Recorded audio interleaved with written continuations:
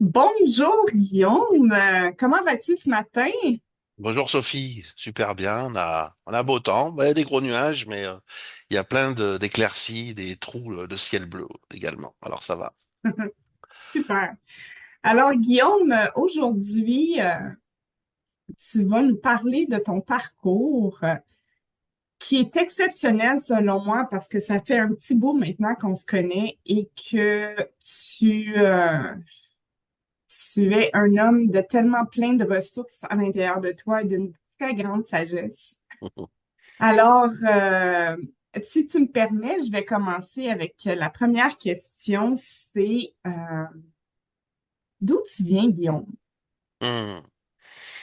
Ok.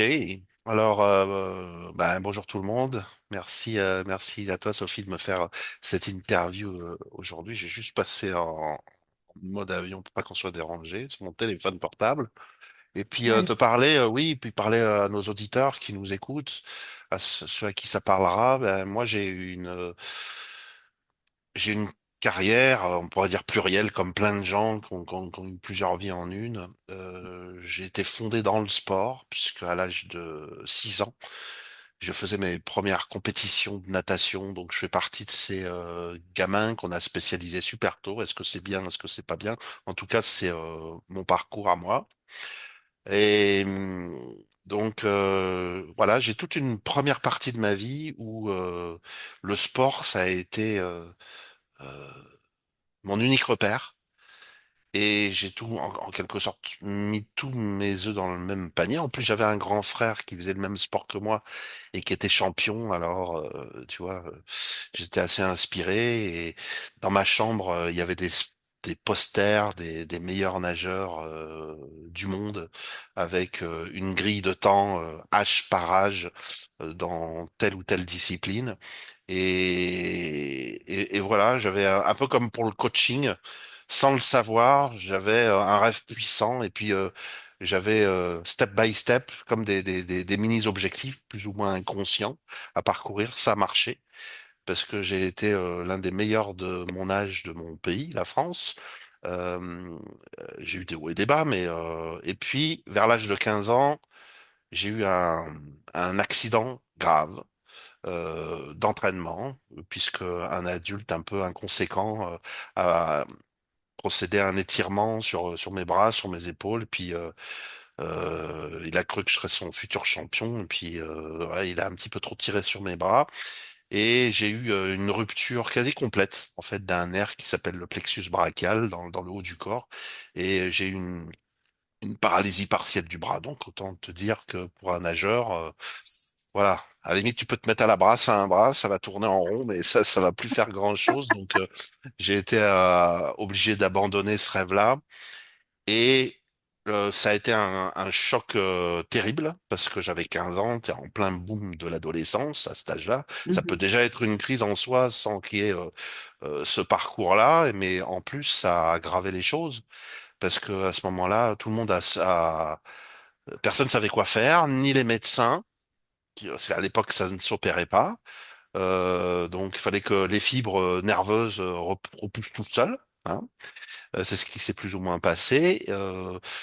Et puis personne savait réagir, donc ni mes entraîneurs, ni mes parents. Donc j'ai été laissé complètement à l'abandon. Et là, j'aurais vraiment eu besoin de quelqu'un, d'un Ouais. mentor, d'un coach qui me dise, écoute Guillaume, maintenant on va switcher de rêve parce que tu as mis tellement de puissance et tellement d'énergie dans ta vie jusqu'à aujourd'hui. Il faut que tu changes de cheval, quoi, tout simplement. Ça n'est pas arrivé. Et il y a eu une longue errance, d'autant plus que bon, mon père était quelqu'un de spécial. Il a vécu un peu par procuration à travers mon frère et moi et nos résultats sportifs, on va dire. Et à la maison, il était quelqu'un d'assez dysfonctionnel, d'assez difficile. Donc, je suis parti très tôt. À 17 ans, j'étais dehors et dès que j'ai eu la majorité, 18 ans, ben, j'ai passé le diplôme qui était le plus logique pour moi à devenir euh, coach de natation. Hein. Donc Mhm. voilà, on dit maître nageur, on disait aussi éducateur sportif et puis entraîneur. Donc c'est ce que j'ai fait. parce que de toute façon, j'avais dit merde à mon père, donc il fallait bien que je travaille et puis que je me loge et puis que j'ai ma voiture et puis que j'ai mon salaire. Donc c'est ce qui s'est passé très tôt. Et puis une fois que, on va dire que j'avais cette autonomie relative, vers l'âge de 24-25 ans, j'ai souhaité me remettre aux études, puisque voilà, c'est ce qui me manquait. Et donc, j'ai refait un cycle d'études. J'ai fait des équivalences par rapport au baccalauréat pour pouvoir aller au niveau, on va dire, universitaire et pouvoir me diplômer. Et suite à ça, j'ai travaillé dans les entreprises pendant une dizaine d'années. Alors, au service commercial, plusieurs genres d'entreprises. Jusqu'à ce que, avec ce rêve, ce rêve cette fois qui n'était pas le devenir champion olympique, mais de gagner confortablement ma vie, de réussir aussi sur le plan donc professionnel, pour pouvoir mettre ma famille à l'abri, parce que j'ai été non pas marié, mais bon, on va dire en concubinage, avec un enfant, avec la maison, avec tout ça, le bon travail, tout ça. Et puis, impermanence oblige, je savais pas, hein, j'avais quelque part Hmm. réalisé mon idéal du bonheur, hein, puisque j'avais même changé de région, j'avais ma maison, etc. Et puis, ben, j'ai tout perdu vers l'âge de Ah, début de la trentaine. Avec, ben, il y a eu le divorce, il y a eu aussi des problèmes professionnels qui font que j'ai perdu mon activité.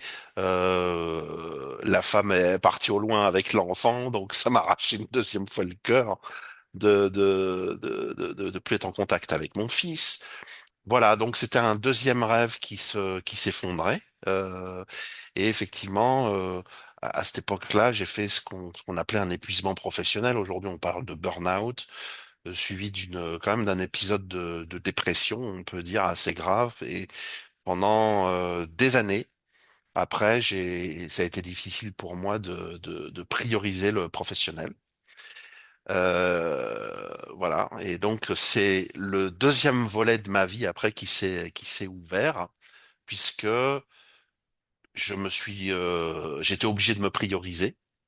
Et la question que je me suis posée en bon champion ou ancien champion, hein, c'est dans l'état où je suis, c'est qui le champion qui peut me sortir de là? Et puis tout de suite, j'ai vu un type assis sur un lotus en train de méditer. J'ai compris que c'était soit un Indien, soit un bouddhiste, soit enfin en tout cas quelqu'un qui est dans le travail sur la conscience, et j'ai bifurqué là-dedans à tel point que au bout de 10-15 ans, enfin, pendant ce parcours qui a duré 10-15 ans, je me suis posé la question de devenir un moine. Chose que OK. je n'ai pas fait, je suis pas devenu parce que bah, j'avais un fils et puis fallait que je paye, fallait que je continue à gagner ma vie pour payer les pensions, ne serait-ce que pour payer les pensions alimentaires. Mhm. Alors voilà, ça s'est fait comme ça et au moment où j'ai perdu ma maman en 2016. J'ai eu comme une prise de conscience où voilà juste faire ça, ça ne suffisait pas. Et elle qui m'avait mis au monde, eh ben j'avais l'intention de l'honorer. Voilà sur le deuxième parcours de ma vie, hein, après 45 ans, 50 ans. Et c'est la raison pour laquelle bah, j'ai fait une introspection sur moi. J'ai regardé tout mon parcours. Et deux choses avaient un sens. La préparation mentale, on va dire le côté psychologique du sportif que je n'avais pas eu, que j'avais envie d'apporter à des jeunes athlètes, hein. C'est un petit peu, Ouais. ben voilà, apporter ce service que moi j'avais pas eu pour aider le monde et peut-être aussi pour réparer une partie de moi-même au passage. Et puis la deuxième chose aussi, c'était ben, tout ce sens que j'avais découvert en suivant deux traditions, la tradition tibétaine et puis la tradition du Zen Soto qui vient du Japon. Et on peut pas dire que je suis un bouddhiste, mais par contre, je suis vraiment un sympathisant. Et dans le sens où j'ai pratiqué, étudié profondément ces deux sciences qui sont pour moi des sciences de l'esprit. Et à un moment donné, pour honorer ma mère, justement, j'ai dit je voulais en faire quelque chose, mais n'étant pas ni moine ni lama moi-même, j'ai décidé de devenir coach. Voilà. Donc ça a commencé, pas tout de suite avec le diplôme de coaching, mais ça a commencé par le parcours pour devenir sophrologue. Et puis après, j'ai continué à me former avec le coaching chez IDECOM, que tu connais aussi, hein, parce que on est des anciens de la même Nos session de étudiants. formation. Ouais. Hein. Ouais. IDECOM International d'Isabelle David, qui est une école qui a reçu euh, notamment des prix prestigieux. Donc, ceux qui nous écoutent et qui ont envie de faire ça, ben, je recommande cette école. Ils Parce ont reçu que la Palme d'Or là, cette année. oui, la Palme d'Or Ouais. d'un institut, enfin de formation qui décerne ce genre de prix. Ouais. Alors, je suis content d'être tombé dans cette école et pas une autre. Et puis, j'ai fait aussi mes formations en PNL, donc en programmation neurolinguistique, qui est une science ou une discipline qui est totalement passionnante et qui, pour moi, a fait un trait d'union. Donc, la PNL m'a permis de faire un trait d'union, mais aussi le coaching et puis la sophrologie, puis l'hypnose, parce que la sophrologie est une forme d'hypnose, entre ce que j'avais envie d'apporter et ce que je pouvais apporter aux gens, au monde. Voilà. OK. Ah, c'est très intéressant, Guillaume. Ah, quel parcours! Merci.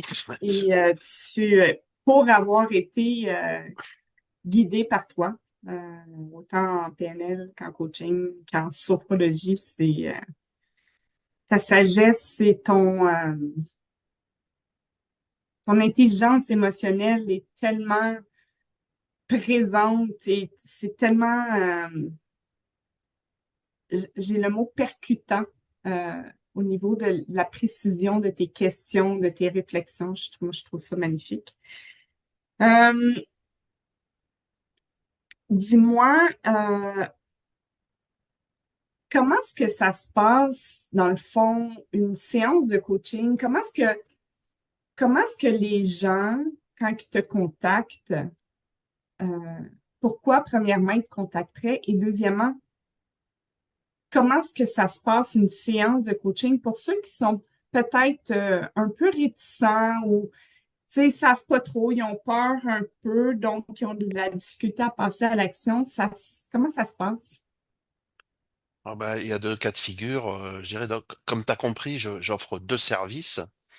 Il y a un Oui. service que j'offre davantage aux athlètes, et moi j'aime ce moment précieux dans la vie qu'est l'adolescence, où tout est possible, mais qui peut aussi constituer une grosse crise et où on a besoin euh, d'aiguillage souvent. Donc Mhm. on peut venir me voir par rapport à ces questions-là. J'ai une page Instagram qui s'appelle arrobas, athlète 2.0. Je vais vous mettre le descriptif, de toute façon, je pense que ça sera mis en dessous. Et puis j'ai une autre page qui s'appelle Mieux-être. Voilà. Donc la page athlète 2.0, clairement, on vient me voir quand on est dans le sport. Et puis que aujourd'hui, tu sais, c'est pas un luxe de faire ce travail sur la préparation mentale, qui est du coaching de performance, parce que c'est tellement facile de se retrouver dans le même cas de figure que j'ai été moi-même. Voilà. Tous les œufs dans le même panier, et puis un rêve qui s'arrête. Donc, on peut venir me voir si on a envie. Voilà, de conjuguer l'écologie de soi, le bien-être, le soin qu'on peut apporter à soi et à sa carrière d'athlète, et puis aussi si on a envie de performer à haut niveau, parce que c'est quand même de ça dont il s'agit. Voilà. Je Absolument. dirais pour moi, le sport, c'est un prétexte qui sert à imprimer un caractère fort, et c'est ce dont on a besoin, à mon avis, un caractère fort pour s'en sortir dans ce monde qui est pas un monde qui est devenu facile si on compare à celui de nos parents et de nos grands-parents. Voilà.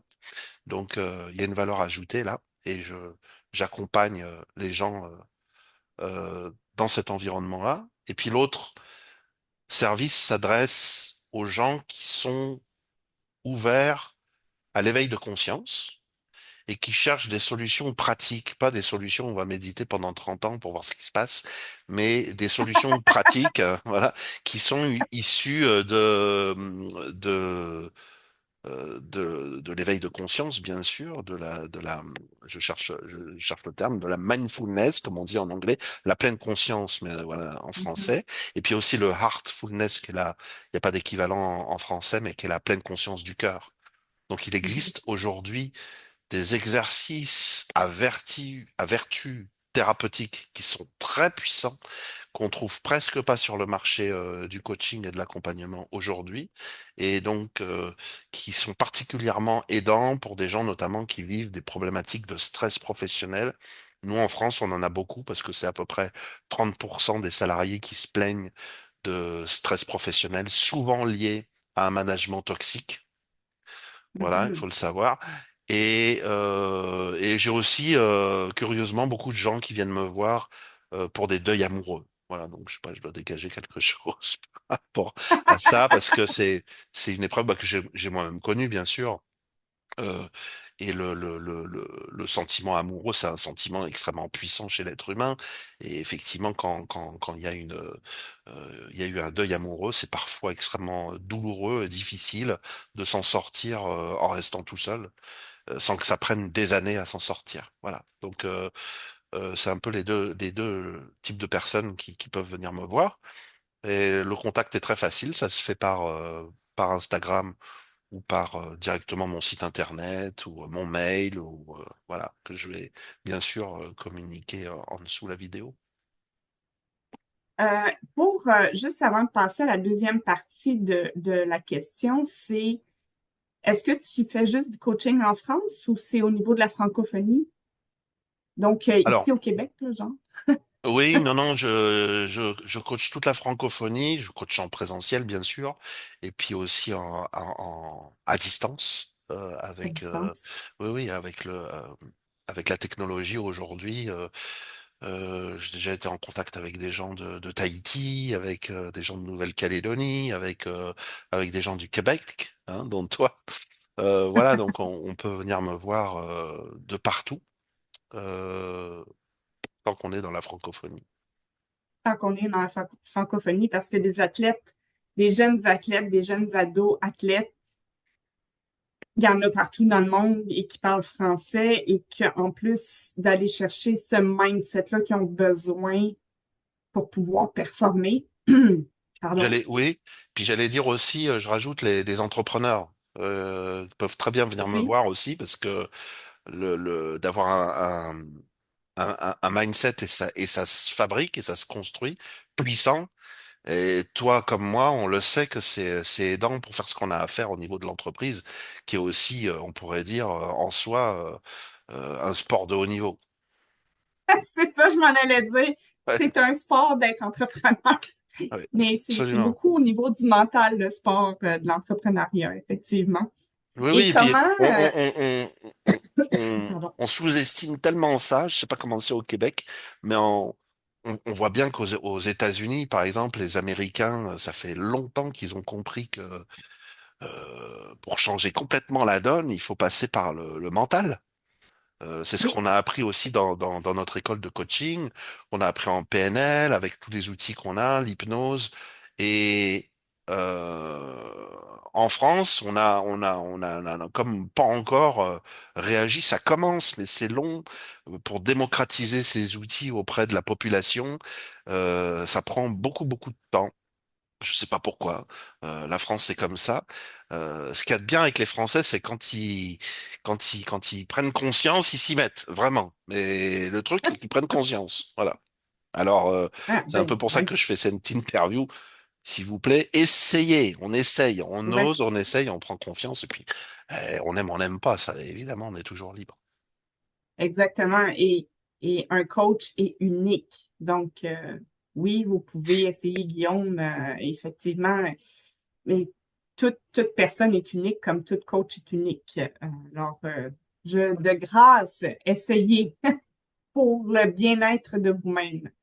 Et comment que ça se passe une séance de coaching avec toi, Guillaume? Alors, Un forfait de coaching, tu sais, c'est ouais, pas juste une séance qui transforme magiquement en un claquement de doigts, là, on oui, comprendra. oui. Alors je fais beaucoup du sur-mesure en ce qui concerne l'athlète de haut niveau, en tout cas l'athlète qui fait de la compétition. Encore une fois, Mhm, si on veut arriver à haut niveau, il faut utiliser des choses que les autres n'utilisent pas. En l'occurrence, la préparation mentale et le coaching de performance. Ok? mhm, Donc là, c'est vraiment du sur-mesure, l'individuel.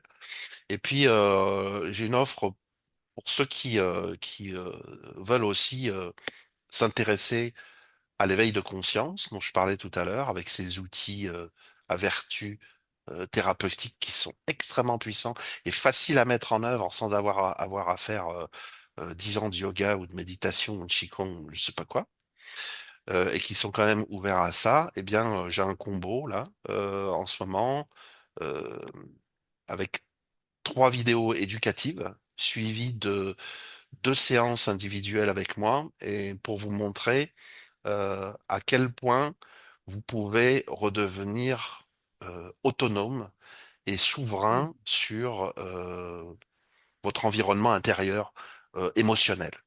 Voilà. Les émotions, c'est ce qui nous contraint le plus dans notre vie, ou au contraire, c'est ce qui peut nous libérer le plus dans la vie, aussi.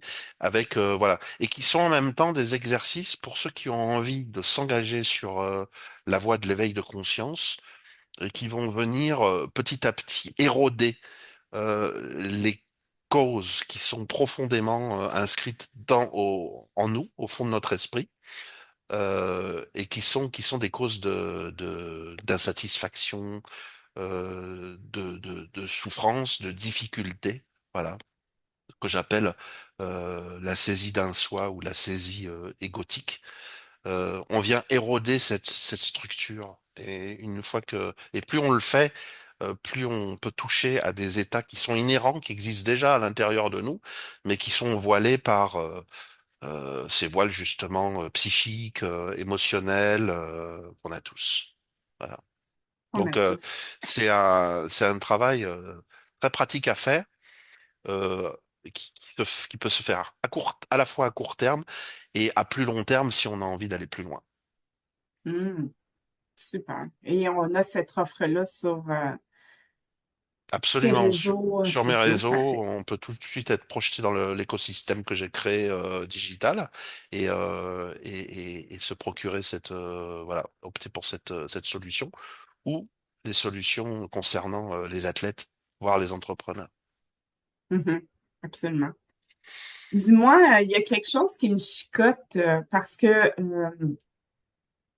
il y a ces grandes stars-là qui ont commencé à émerger et ça a commencé possiblement à cette hauteur-là avec Tony Robbins où ils remplissent des stades de 4, 5, 6 000 personnes, 10 000 personnes et l'énergie qui se dégage là-dedans, c'est de se booster, à aller vivre ce désir de transformation-là ou cet éveil-là. Et on l'a aussi avec Joe Dispenza, l'éveil, la méditation et tout ça.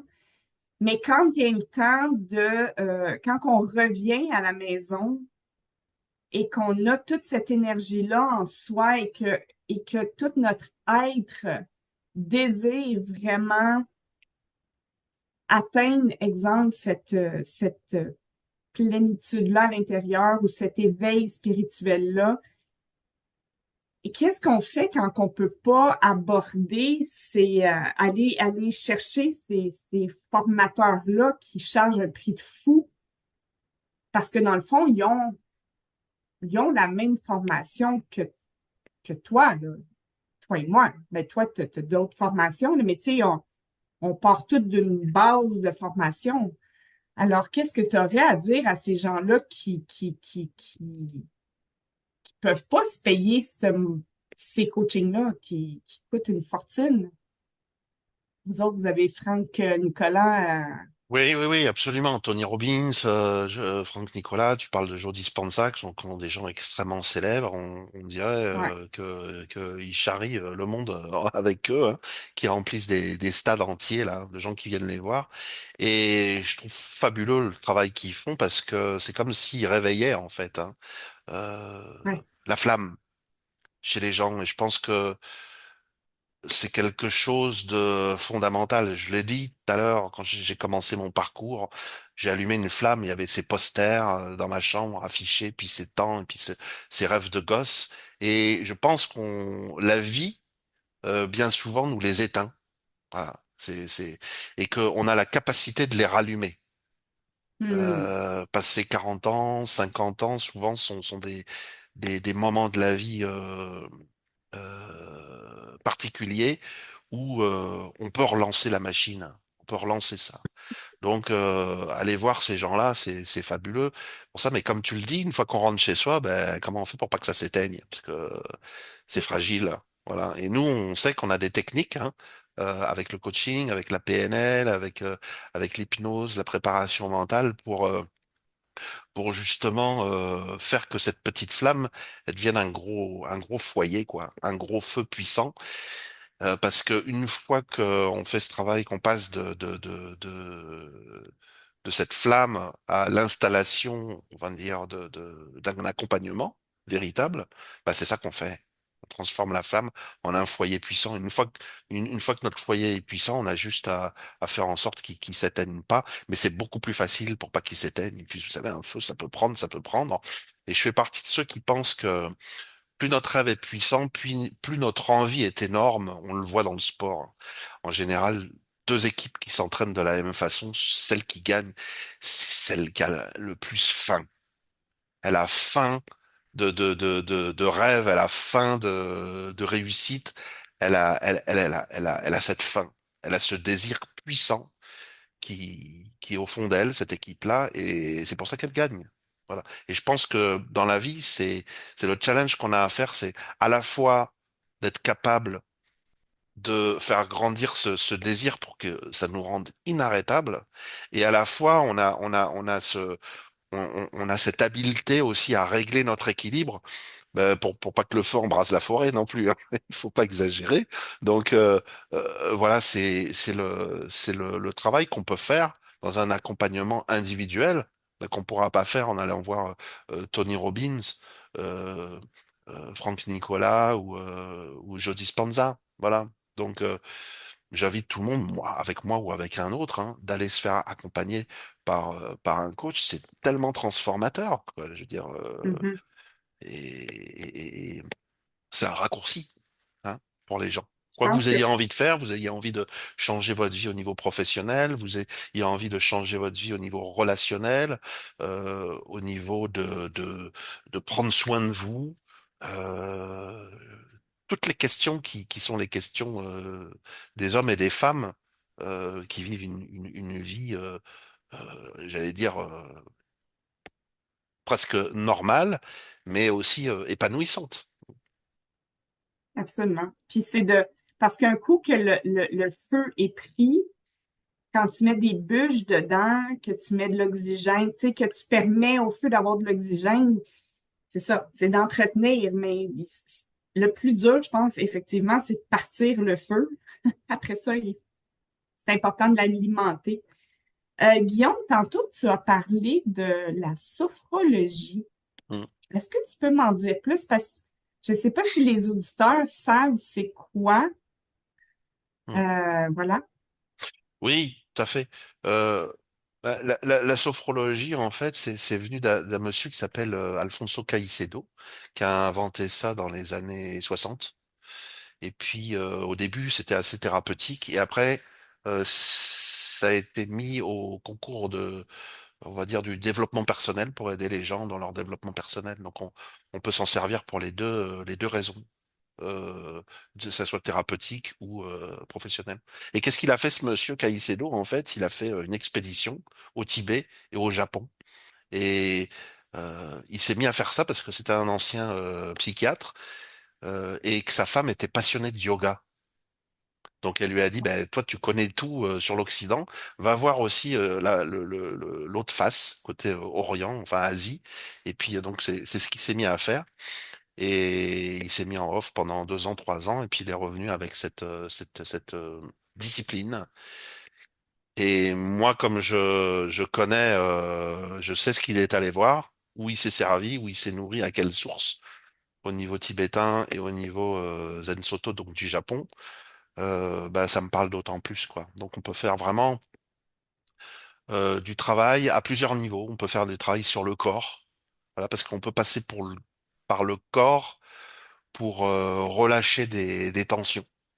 Hmm. Et on peut passer, et aussi on va passer par l'esprit pour organiser euh, des états, comme tu dis, on dirait pour l'hypnose modifiée de conscience. Bah là aussi, on organise des états modifiés de conscience.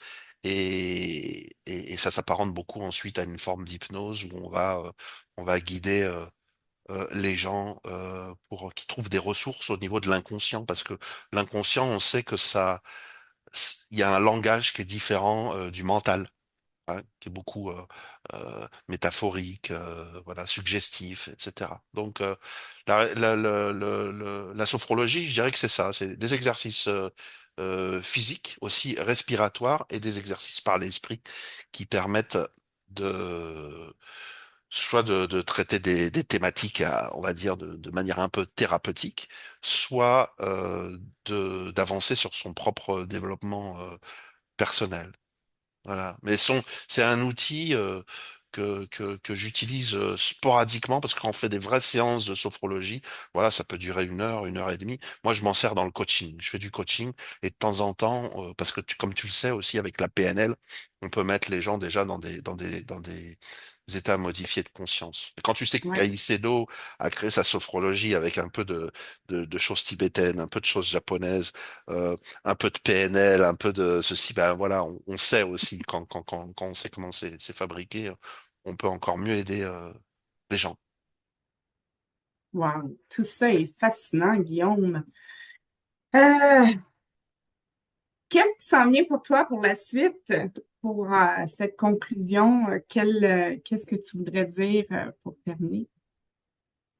Voilà, je vous invite à que ce soit moi ou Sophie qui est coach aussi à venir nous voir ou quelqu'un d'autre euh, pour vous mettre en mouvement parce que Mm. la vie passe très vite et on s'habitue à des choses. Et voilà, alors qu'on peut faire autrement. On peut faire autrement et on a le droit de, comme tout être humain sur Terre, de s'épanouir. Voilà, donc dans cette période qui est difficile, je vous invite d'autant plus à ne pas, voilà, renoncer à vos rêves et à vous remettre en selle. Parce que on sait que vous venez nous voir, vous avez 40, 50 ans, mais ce qui va se passer demain peut être les plus beaux épisodes de votre vie. Oui, C'est pas derrière, c'est absolument. encore devant. Donc, ben, nous, on est là sur le chemin. Si on peut vous aider à le faire, quel que soit le thème, on vous aidera à le faire. Moi, j'aime bien, pour faire du pouce sur ce que tu viens de dire, c'est notre droit de naissance que de Absolument. vivre la vie qu'on veut vivre. Donc, voilà. Et merci beaucoup, Guillaume. Alors, toutes tes informations vont être dans les informations, dans la caption en bas. Alors, je vous invite à rejoindre Guillaume. Il est un très grand coach euh, qui a une sagesse incroyable. Alors, merci beaucoup d'avoir écouté. Au revoir. Merci, merci à toi. Au revoir à tous. Merci, Guillaume.